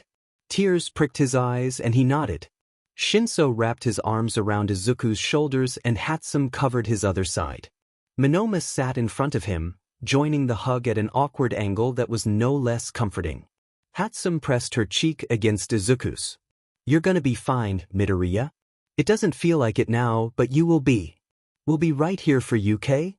He sniffled and nodded his head. He wasn't trying to make anyone feel bad for him, he just needed that off his chest. I suppose if life doesn't matter, neither does killing yourself, Monoma said. But wouldn't you rather spend it doing all the things you love? With us, your favorite people. Shinso pulled out of the hug to look at Izuku properly. I really do like being your friend. I don't like talking about this kind of stuff either, but if you need anything, or you just want to talk about something else to distract yourself, I'm here. Me too. Hatsum joined. I'd miss you a lot if you were gone. I love hearing all your ideas. If you just want to ramble to me all day, I'd be all ears. It doesn't annoy you? Annoy me? I love it. Monoma nodded. I am also here if that interests you any. Izuku laughed. Thanks. And he meant it more so than they knew. Or maybe they knew perfectly. They might not feel the exact same way he did, but life really did kick you around, and it was hard to deal with. It was even worse to deal with on your own. Izuku didn't know what he was going to do. He half expected one of his lows to eventually be too hard to get out. But at that moment, he didn't have to think about it. He could let go of the weight on his shoulders, let it float away with the clouds. It was a little easier when he wasn't alone. Midoriya. Izuku looked up from where he was stuffing books into his bag. Stay a moment. Achiko and Shoto both spared him a glance, looking more concerned than they needed to. He waved them off. When the last student was gone, Aizawa sat down at his desk, shuffling a few papers before looking up at Izuku. You've been performing very well lately, he said. You're not struggling with school at all? No, sir. Why would I be? Aizawa nodded, not explaining his reasoning behind such a random question. You're not struggling, you're not slacking off in schoolwork or training. You're not disruptive and you're not failing. Where was this going? Surely Aizawa hadn't called him in just to list off his successes. If he had, Izuku had to admit that was nice of him. But he was certain something else was going on. But you've forgotten several key details in your last report. Don't worry, I won't let that affect your grade. This time. Izuku wasn't worried about his grade. He was much more alarmed by the situation Aizawa had trapped him in. I've also noticed your lack of attention toward your friends. You're isolating yourself. You've lost weight. I'm fine. Just tired. I know you are. He looked at his teacher in surprise, as if he'd expected him to disagree or brush him off. You're allowed to rest, Midoriya. But what you're doing is not resting. If you need help, he pulled out a sheet of paper, I have some resources. If you don't want it on your record, there are places outside this school that can help you. Therapy? What would he do with that? Air out all his grievances just to be told he couldn't be fixed? That wouldn't be as helpful as Aizawa hoped. There's no shame in using them. He wasn't ashamed, not of being honest. Not like that. It was something else. I don't want to be any trouble. You're not. The reply came quick, like he'd known what Izuku was going to say. Or he was so sure of it he didn't need a second to think. I know it sounds like another one of the worthless things grown-ups say, but I can assure you it doesn't have to feel this way forever. I have a friend who's been through some tough times in his life, and he's been in so much pain that he wanted to die. I don't know what that feels like, but there are people who do. How did he know about that? Izuku hadn't been obvious about it. Maybe it was a coincidence, Aizawa was just using that as an example of the worst it could get. Was Izuku at his worst? Was he really going to die? Every day seemed more certain of it, but when he thought about it, he didn't want to, not really. He was terrified to think that this would kill him. He was starting to think it would just happen, one day would be too bad, too hard to pull himself out, and he would do it before he could think. But Izuku didn't want to die. He wanted to live. He wanted this to go away, but at this point he didn't believe it could. It was too much, and when he looked through the dark tunnel that he was in, he didn't see a light at the end. He saw a long stretch of endless pain and more darkness. And sometimes he would see a stray streak of gold, a little light peeking in through boarded-up windows. And he held onto it harder than he'd ever held anything. Even though he believed it would be better for himself and everyone if he were gone, he didn't want this to kill him. Hitoshi talks about you a lot, Aizawa said. He's happy you're friends. Was that why this conversation came up? Because of Shinso. What kind of things was he saying? Besides that he was happy they were friends. Was he saying things like Izuku wanted to die? Had he told Aizawa what Izuku said that day? He told him not to, but he wasn't expecting it to get out to anyone besides the three he told. Aizawa folded the paper into an envelope and slid it toward him. My door's open whether you take it or not. Izuku took it. Thank you, sensei. Aizawa gave him a nod. Izuku had no immediate plans to use this list of Aizawa's, but there was no harm in keeping it. He walked through the hallway, the envelope like a weight in his hand. He turned it in his hands a few times before tucking it away in his bag. He fiddled with the bag's zipper for a lot longer than necessary, stretching out the seconds. When he looked up, he saw Mr. Yamada coming down the hallway. He didn't brush past Izuku, off to talk to Aizawa or do something worthwhile. He fell into step beside Izuku. Hey there, little listener. You doing all right? Fine, yeah. That's what you're saying, but your shoulders tell a different story. My shoulders? Yeah, they're up to your ears like this. Yamada rolled his shoulders, hunching forward. Izuku forcibly relaxed. Sorry. Hey, no need to apologize. I get it. I used to be tense like that too when I was young. You. He was one of the most easygoing people Izuku knew. The very same. I was a whole lot of fun, you can bet, life of the party and blah blah blah. He smiled through this speech and kept his eyes anywhere but on Izuku. But under that, I was struggling. Depressed as hell. Drank too much. I was 22 when I really hit the wall, thought I was completely useless. I couldn't see a future for myself. Izuku hung onto every word, waiting for the moment an ultimate truth, an answer to his struggles, was dropped. I thought it would be best if I just wasn't around anymore. Thought that'd be easier. Izuku's eyes widened. You talked to Mr. Aizawa? Izuku nodded. He gave me some, resources. I'm not sure if I'm going to use any of them. That's all right. Just think about it, okay? Can I ask you something? Go for it. Izuku fiddled with the zipper of his book bag. What makes you want to live? His cheeks burned as he asked, but Yamada kept his casual air and half-smile. There are still so many things I haven't done yet. Foods I haven't tried, places I want to go. I've never upholstered a couch, have you? Maybe I'll really like doing it, but I'd never know if I wasn't around. That was kind of like what Hatsum said. And I have the best of friends, people I love more than anything. Besides, if I wasn't here, I wouldn't get to be your teacher. A small smile appeared on Izuku's face. I'm glad you're around. When I was little, I used to listen to your radio show all the time. Yamada finally met Izuku's eyes, something serious shining through them even as he smiled still. Do you ever feel like hurting yourself? Izuku shook his head. No, I'm not like that. If you ever feel like doing something drastic, I want you to come to me first, you got it? I won't tell your mom or anyone else anything, if you come to me. I trust you, Midoriya, but I know sometimes it can be hard to trust yourself. It's my job to protect you, but you have to let me, otherwise neither of us will get a choice in how we take care of this. Izuku nodded, tears stinging his eyes. He wasn't sure how Yamada and Aizawa knew, or what it was that they knew, but they were intent on helping him through it.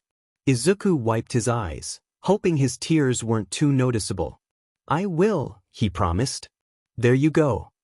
Yamada held out a fist and Izuku bumped it. He wished he had the words to explain how much this meant to him. He wished he could thank him properly.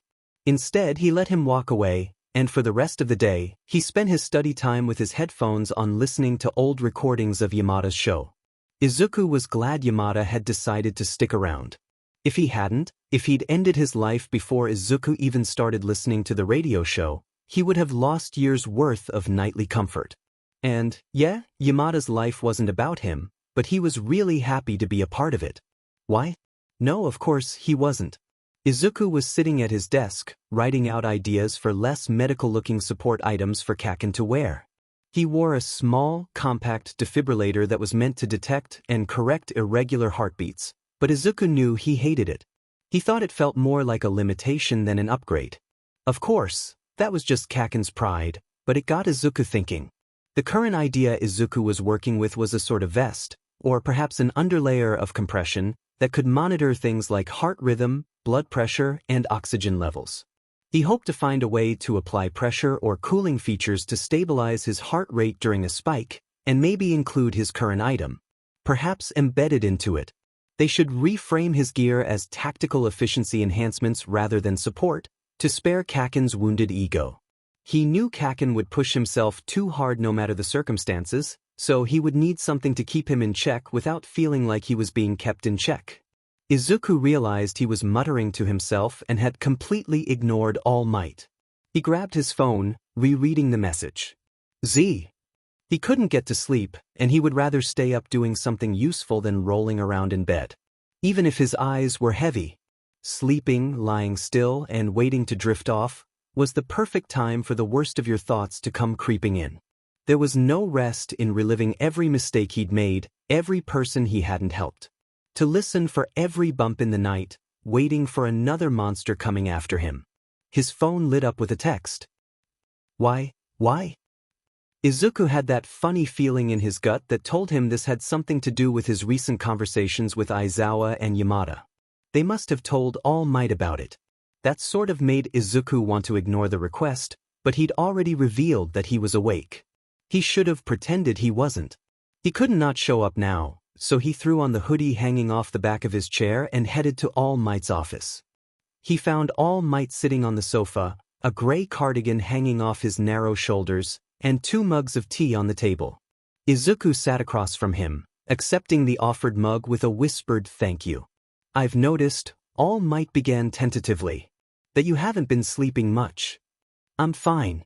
I was doing homework. Sort of. Just trying to stay productive, you know? You're very productive, but listen. All Might was clearly trying to choose his words carefully, so listen Izuku did. Back in my day, the solution to deal with bad feelings was to grit your teeth and push through it. To shove it down and pretend it's not there. But doing that, it can break something in you, something that can't be fixed. I understand, but I'm okay really. He tried to sound cheerful as he said it. I'm not doing that. You've been through a lot, All Might said. You've carried things no child should ever have to. Most heroes don't even face battles that extreme, and you did it before becoming a pro. You're strong, Midoriya. I know that, but you don't have to be strong right now. It's over. But it wasn't over. He still closed his eyes and saw himself covered in dirt and blood, terrified that someone else was going to die because he wasn't fast enough, strong enough, good enough. He was still wondering if they were all going to make it out, if he was going to make it out. Now, he wished he hadn't. He could have died a hero, left a legacy actually worth something. He wouldn't have to make himself look like an idiot by being the suicidal hero.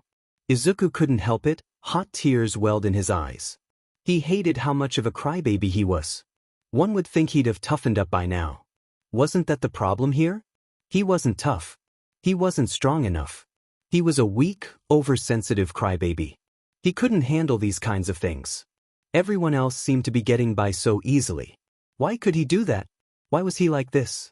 All Might moved closer, kneeling on the floor before him. He took Izuku's clasped hands in his hold. I know, he said softly. I know you're hurting. It's okay. I'm so proud of you, young Midoriya. We're going to get through this, okay? Not by pushing through it, just walking through it. It's not a race you're going to win, it's a road we walk down. And I'll be right here with you always. Izuku didn't answer. He didn't know what to say. All Might sat beside him, putting an arm around his shoulder. Izuku wanted to fall into him, to fall apart right there and let someone help him pick up the pieces. But it wouldn't be easy work. It was a rotten, dirty job, taking care of him, helping him hold himself together. He knew what an awful task it was. Just leave it, Izuku said through tears. I'll be okay, I promise. All Might brushed a thumb across Izuku's wet cheek. Forgive me for not believing you. You know, I've been talking with Dave. He said he dealt with some stuff like this with Melissa when she was in middle school. He said sometimes the only thing you can do for someone is be there. Show them you care. I care, and I'm not going anywhere. That was all Izuku wanted to hear, but getting it now felt wrong. As much as he wanted someone to care, to swear they wouldn't leave, he didn't want to do the part of putting all his problems on them. All Might had dealt with enough. Izuku wasn't the only person in the world. You don't have to. I'm going to. It's not easy. I know. That's why you'll need help. How were you a hero for so long? It's so hard. To have to watch people die. To not be able to save everyone. I think about Shigaraki all the time. And I think about Kaken, seeing him dash. He pressed his face into All Might's chest, sobbing into his shirt. All Might's hand cupped the back of his head. I'm sorry, young Midoriya. I wish I could tell you it's something that goes away, but it doesn't. You have to find the good parts in anything you do, so that when you feel like this, you won't feel like the best option is giving up. If it doesn't go away, why would I willingly keep living through it? Why would I feel this way if I don't have to? All Might lifted his chin. For the good parts. They always outweigh the bad if you'll let them. There wasn't much Izuku could say, and there wasn't anything specific he was waiting to hear. There was no magic word that would cure him. And right now, maybe being cured wasn't what he needed. He just needed someone to lean on, to hold him while he rested. To tell him it would be okay, even when it wasn't. Just for a bit. He laid his head on All Might's shoulder, slumping against him. All Might kept a steady arm around him. Do you want to talk about it a bit more? Izuku shook his head. Alright, but you can. I'd like to know how you feel. Thank you. For everything. Always, my boy. Deku. Izuku winced at the sound of Kaken's voice. He was just about to step out, to head home and just be alone for a while. His mom never did stop trying to pry into his life, but she left him alone when he said he needed space.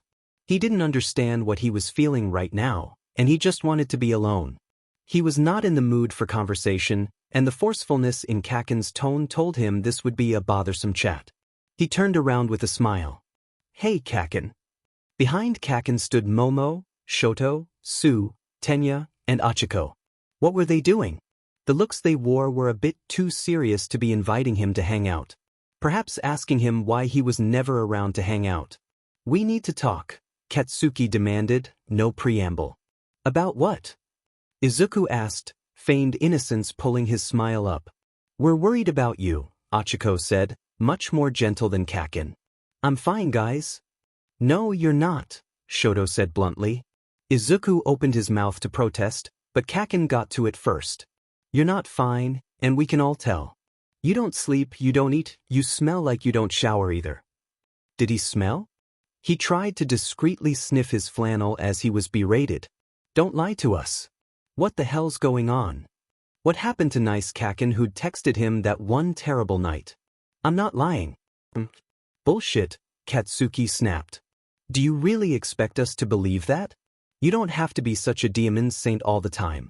You're not okay, so say it. Bakugo, Momo said quietly, barely a scolding. Someone has to say it. We can't tiptoe around him like he's going to break. He's already breaking. Kaken, Izuku's voice was shaky. It was pained and tired and scared. He didn't want this. He didn't want to be seen like that as something broken. No more, I'm fine bullshit. What's? I am fine. The whole group was taken aback, even Katsuki for a moment.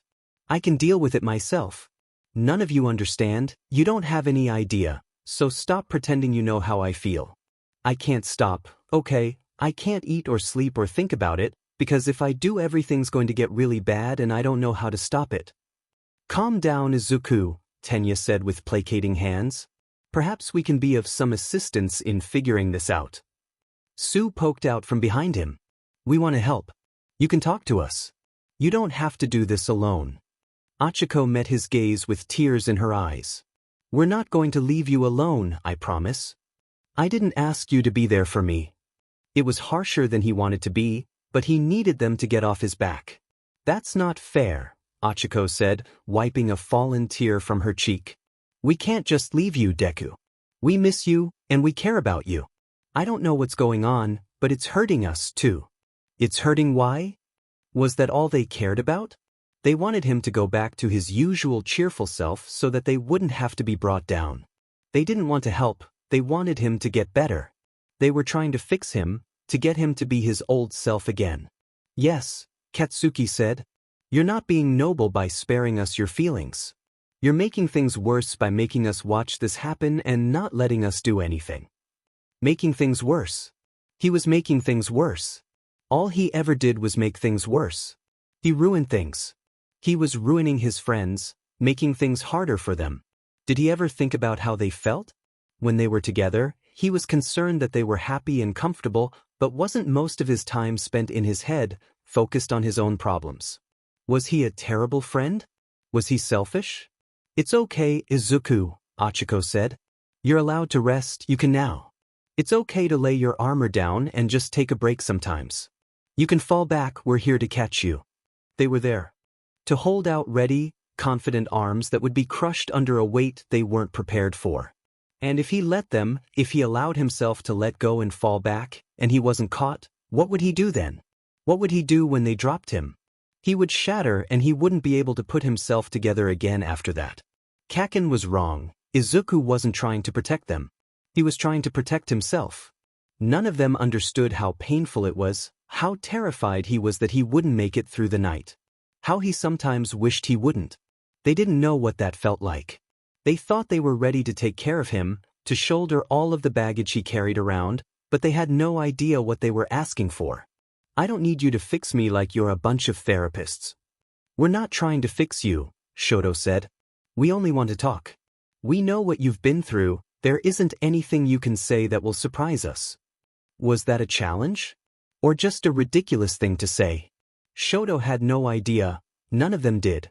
They didn't stay up all night wishing they were someone else, envying those they'd lost. They didn't think about dying every single day. They couldn't possibly know what he felt. And they wouldn't be able to carry it.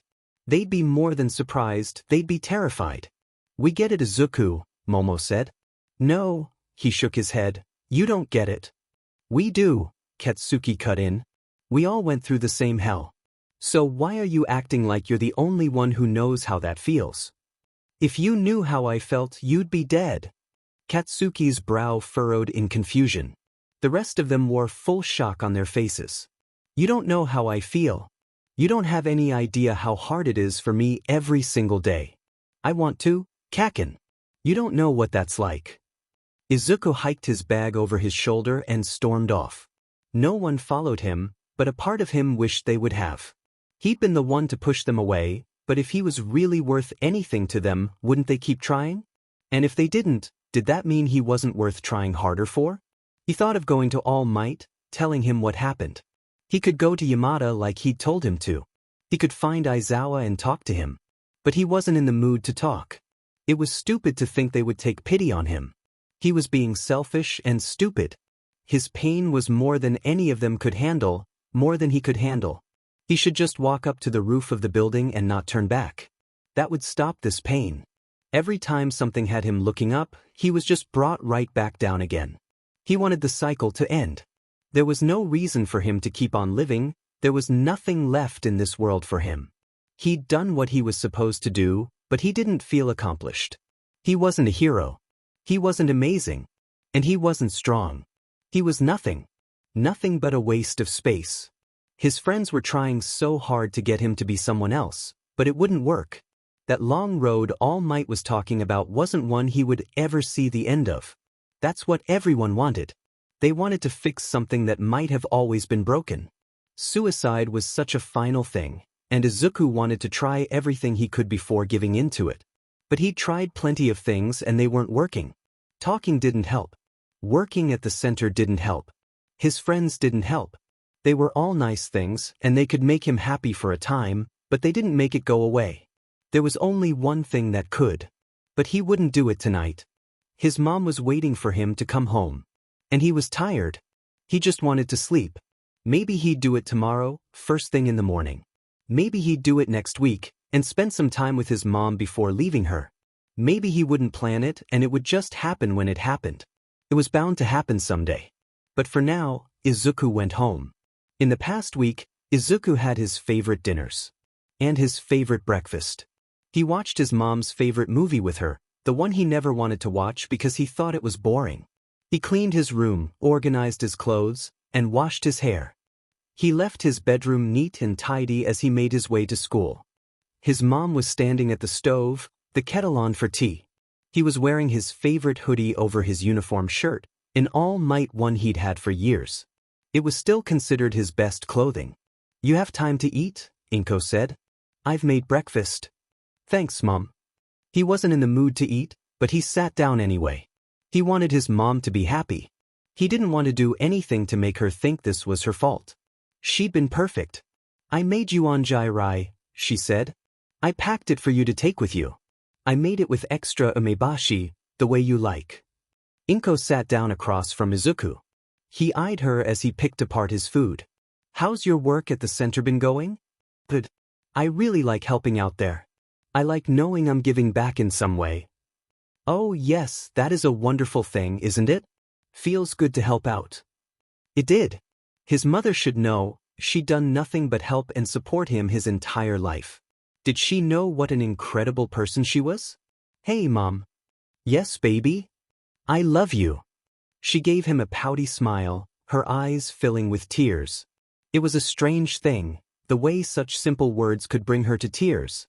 His love wasn't so important, wasn't so meaningful, that it should make her feel like that. But hers was. The love she had for him had a strength that rivaled one for all. She was a hero in her own way. She'd been his for his whole life. "I love you too, baby. You know, you can tell me anything, Izuku. I may not always understand, but I would do anything to help you." That brought tears to Izuku's eyes. He couldn't tell her how he felt. She'd feel horrible. She'd think it was her fault. It wasn't her fault in the slightest. "I'm really grateful for you," he said, staring down at his plate. "For everything. You've always been so good to me and supported me. I thank you." Inko stood from her seat, taking Izuku in her arms. "Oh baby, I love you so much. More than the whole wide world, you know that." That was something she used to say to him when he was little. "I love you more than the whole wide world." He didn't doubt it was true, he just couldn't understand why. "Baby, you're so young," she said, stroking his hair. "I know it feels like you've lived a lot of life already, but you're going to live so much more. You're going to have a beautiful life. Sometimes years go by and they're really hard, and sometimes they're amazing. We have to take things as they come and find the good in them." He wrapped his arms around her, hiding himself in her hug. "Why does it feel like the bad will last forever? It's too easy to focus on the awful situation and not the good you have. You'll have so many chapters and phases in your life, it can be messy sometimes. We don't know why things happen, why people are mean, or why things don't work out. But good and bad both come and go. And that can be beautiful if you let it." "How do I let it?" "You hold on to the people, things, hopes, and dreams that you have, and don't think too much about trying to find a point of everything. Sometimes the point is just to live and to love. It's such a wonder, living.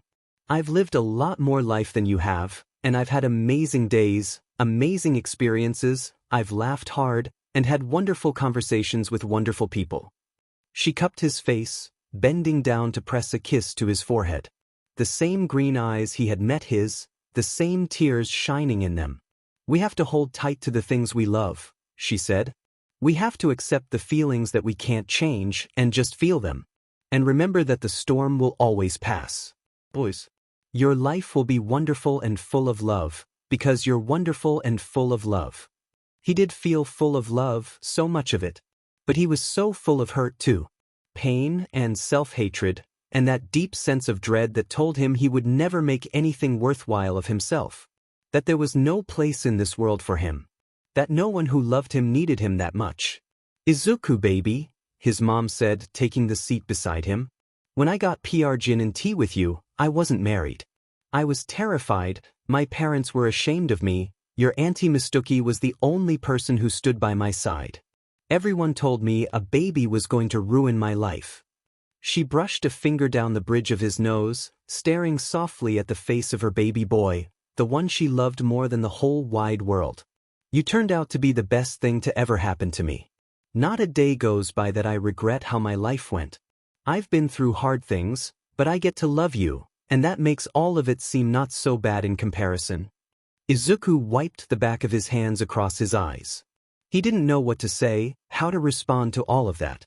He couldn't kill himself, he didn't even want to. So many things made him feel like it was the better option. But so many other things made him feel like it would be a mistake. He didn't always want to die, so how could he be sure he would always want to die in the future? He had to be sure. So until he'd find some way not to do it. "Mom? Do you think I could be in the support course? Like, making aids and support items for heroes. I think that would be wonderful. You know so much about quirks and how they work, I'm sure you could do a lot with that knowledge. I should probably get to school now. But you didn't even eat." He grabbed his plate, scarfing down at least half of it while his mother watched with, however unsurprised, horror. "Thanks, Mom, love you." He grabbed his bag and rushed out the door. He'd woken up that morning with intent. He had planned on killing himself, he thought he'd finally worked up the nerve. It turned out he hadn't at all. And maybe that meant he was weak, that he didn't have the resolve necessary. Maybe it meant he would ride this high only to be dragged painfully downward later. But at this very moment, he had a different intent. Before heading to homeroom, he slipped into the support lab. "Midoriya," Hatsum called, popping up from behind some machine whose use was not yet clear to the beholder. Shinso and Monoma were there. Shinso was walking around with his new boots, making no sound against the floor. Monoma was lying sprawled on the floor beneath him. "Oh, it's so good," Monoma shouted, clapping his hands. "You're amazing, Shinso. Step on me." Shinso nudged Monoma's shoulder with his foot. "No, get off the floor." "Yeah, we never clean," Hatsum said. Monoma made a face and sat up. "Hello, Midoriya." "Hi, guys." "Hey, May, I had a question." "Hit me." "Is there any way I could, he was suddenly nervous voicing his request, despite how often he'd thought it through. "Do you know if I could possibly, if there was any way, transfer to the support dash?" "Yes." Hatsum's arms were around him before he could even finish the sentence. Yes, we were talking about this." "You were? Wait, who's we?" "We'll have to talk to Mr. Aizawa and Principal Nizu, but I'm sure they won't have a problem." Hatsum bounced around him, hands on his shoulders. "You want me to be in the support course?" "Of course I do." "Are you kidding?" Shinso asked. "We've seen your work, Midoriya. It's super cool." "You're super cool." "Brilliant, some might say," Monoma said. "This place could use someone like you." "What's that supposed to mean?" Hatsum yelped. "But I agree. I've seen some of your designs, and your ideas are incredible. Think of the masterpieces we could create together. And you seem to like it a lot, don't you?" Shinso added. Monoma gave him a look, knowing, and slightly smug, like he was proud of the fact that he knew. "You haven't been having much fun with your class lately, have you, Midoriya?" Izuku stared at his shoes so that he didn't have to look at Monoma. "It's not like that. I mean it is, but it's just that I haven't been feeling like myself lately, if that makes sense." "Because of that stuff you told us?" Shinso said, reminding Izuku that he wasn't very happy with him. "Did you tell Aizawa about that?" "No, that's not, I didn't mean to. He asked me if you were okay, and I tried to tell him you're fine, but I guess he didn't believe me. But I didn't tell him anything you said. So Aizawa just figured all that out on his own." "Oh, sorry." "Go on," Monoma prodded, picking up the conversation they'd interrupted. "Is that why you aren't getting along with your classmates lately?" "Yeah. It's hard to, I don't know, act normal. Or be on all the time. I feel like everyone just wants me to get better and I'm only bringing them down. The three of them stared at him for a moment, taking in his words. Then they all spoke at the same time, their words tangling together before making it to Izuku. It made him laugh. Thanks guys. I feel very reassured. I'll go first, Hatsum decided. I said that you don't have to be on all the time. You can rest here all you want. Sometimes I take naps in here. You sleep, Monoma said. Not voluntarily. Anyway, I said that we don't expect you to act normal, whatever that means. It isn't as if we have room to talk. And I said, Shinso rubbed the back of his neck. I said we don't expect you to get better. I mean, I hope things do get better for you, but you don't have to try and rush it to make us more comfortable or whatever. We might not always understand, Monoma said, but we all went through the same thing. If you want to talk about it, we'll listen. I can't stop thinking about Bakugo. I'm sure you'd understand that. He understood that perfectly. So much so that he couldn't answer, too shocked at the notion that someone really did understand what he felt. He hadn't considered that Monoma had been right there. And he was as human as anyone, of course, something had stuck with him. And that genuinely made him feel reassured. But there was a constant nagging fear in his mind, a voice saying this wouldn't last. They would get tired of him. They wouldn't want to be his friend once they saw all of him. You'll get tired of me, he whispered. If you guys haven't gotten tired of me yet, I doubt you'll be the one to do it, Monoma said. Or me, Shinso said. I'm much worse than any of you to have to deal with. I think I might be the worst, Hatsum said, a grin ill-befitting their conversation on her face. But you like me just fine. I don't know why, there might be something wrong with you. Izuku laughed. Maybe there's something wrong with all of us. Maybe that's why they needed each other.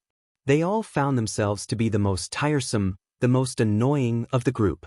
Of everyone in this vast world, they loved themselves least of all. But they loved one another. Izuku loved all of them so much. More than the whole wide world.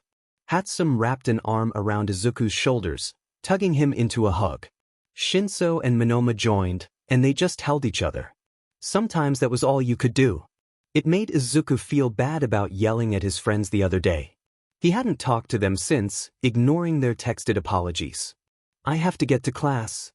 The other three laughed, but Shinso and Monoma had to be on their way too.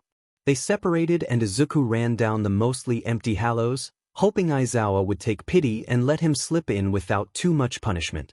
It wasn't very likely. When he slipped not at all subtly through the door, he saw Kaken standing with Aizawa, looking about ready to burst.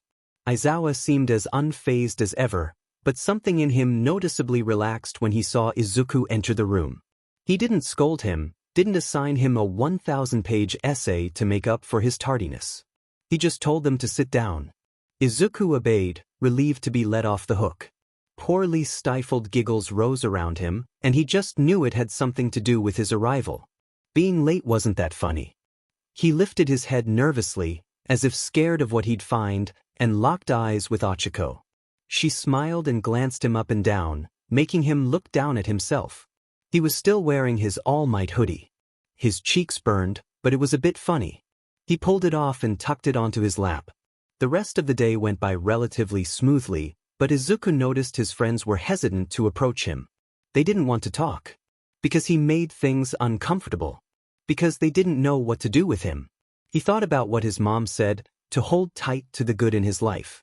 But the good was right in front of him and they wouldn't even talk to him. They didn't want him around. He tried to tell himself it was fine. That evening, he'd slipped away during dinner for a few deep breaths. They did absolutely nothing to combat his vicious thoughts. He didn't understand why he couldn't accept the good, why it always seemed so insignificant in the face of his hurt. Every time something upsetting happened, he took all of the bad and set it on a scale. On the other side, he placed the image of his loved ones tainted by his self-hatred. The former always outweighed the latter, and that was all the convincing he needed. Nobody missed him. They wouldn't come looking for him. He was crying alone in his room, his head in his hands like a fool, and no one would care. They wouldn't even notice. This wasn't how he wanted to live his life. It was why he felt like not living at all was the better option. It was in these darkest moments that the words of his mother, his friends, his teachers, even himself on brother days, drifted away. They were all drowned out by one more prominent voice. Izuku sat curled in a ball, sobbing into his knees.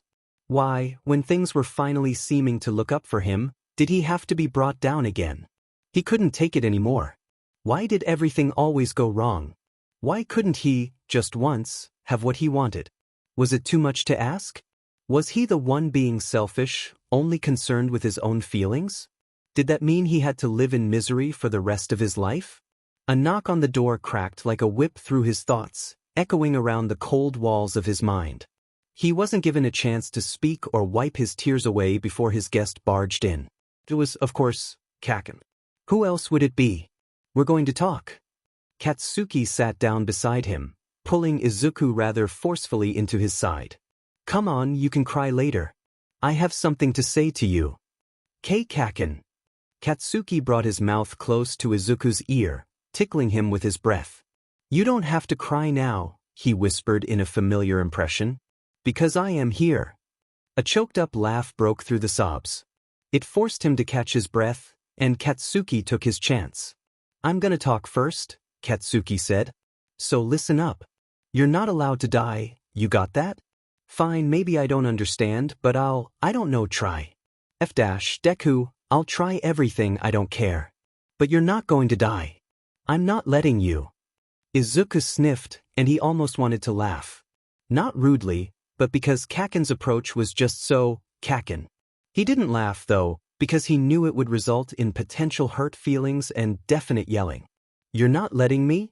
No, I'm not. I made a promise to myself that I was going to protect you. You're not dying on my watch. You did.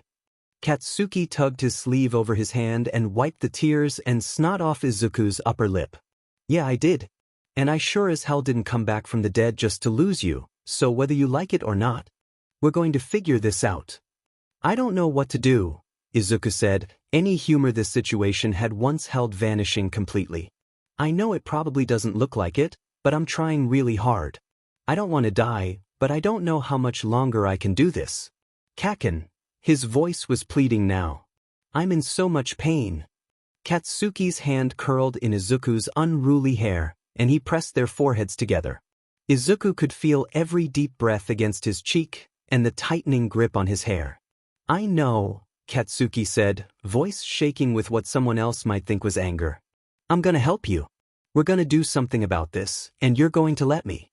I know you're in pain, and yeah, I don't get it, but you can help me understand. What if I can't? I barely understand it. Then we'll figure it out, you and I. Izuku's lip trembled and he felt a fresh wave of tears rolling behind his eyes. He curled closer to Kaken, shoving his head into his chest. He smelled faintly like sweat and more strongly of that caramel scent Izuku associated with him. Izuku breathed it in, the smell of him and the thumb rubbing over his hair washing him in comfort. Izuku lightly tapped his finger against Kaken's chest. Since your sweat is your weapon, but it also poses a risk now, I was thinking you could wear some type of temperature-regulating suit. Something that could cool you down to avoid dangerous spikes. Stop being a nerd, we're having a serious conversation. Right? Sorry.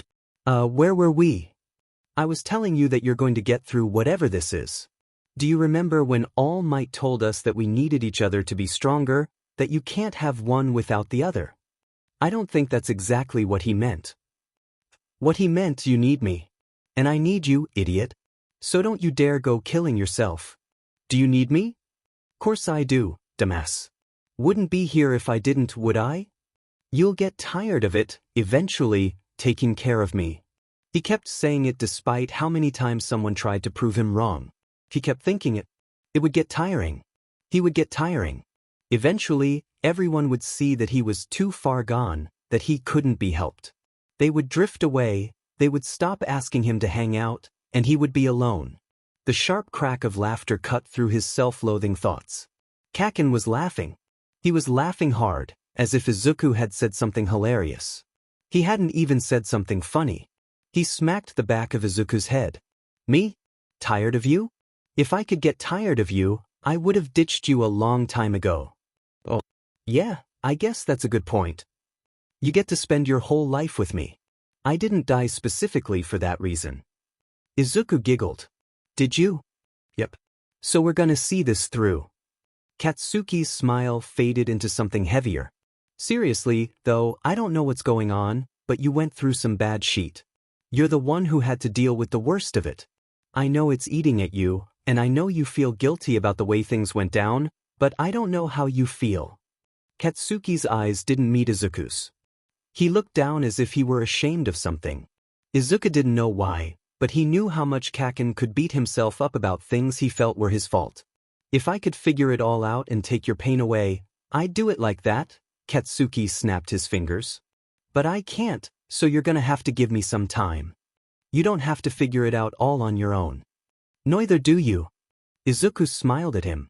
Katsuki glanced at him from the corner of his eye, and he smiled too.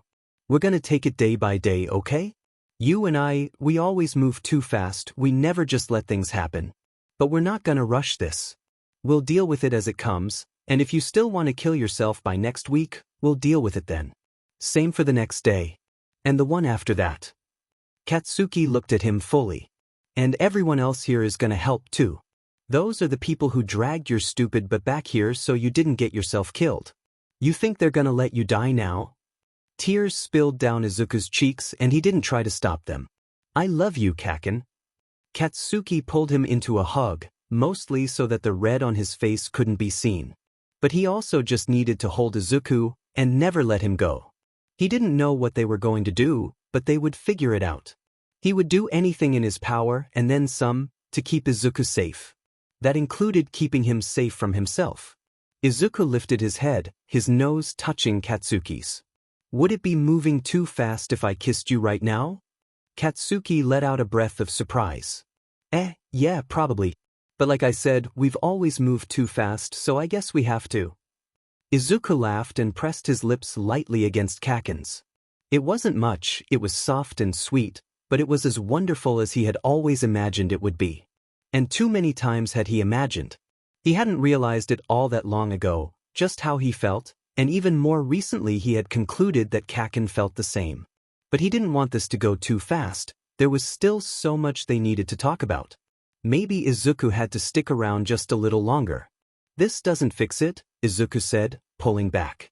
I mean, I love you, Kaken, but this doesn't make me not want to, you know. I'm sorry, Dash. I know, Katsuki interrupted. Don't worry about making it go away for now.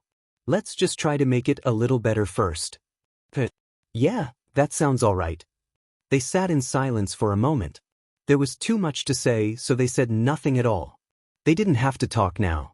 They had all the time in the world. Hey, Kaken.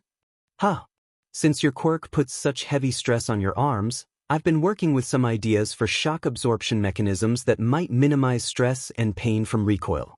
Have you had any flare-ups? You could start wearing compression sleeves, maybe, to help regulate your circulation and stuff, and reduce arm fatigue. And if you dash. Katsuki grabbed him by the head, pulling him in to press a kiss to his temple. Izuku smiled and laid his head on Kaken's chest. He could hear his heart beating, the steady thud of it. It was a heartbeat that had kept beating against all odds, that refused to give up. It defied death. Kaken hadn't died for Izuku, but he'd said it himself, he came back for him. Most people only died once, but Kaken wanted to die with Izuku. They would only live once. And Izuku wanted to live with Kaken.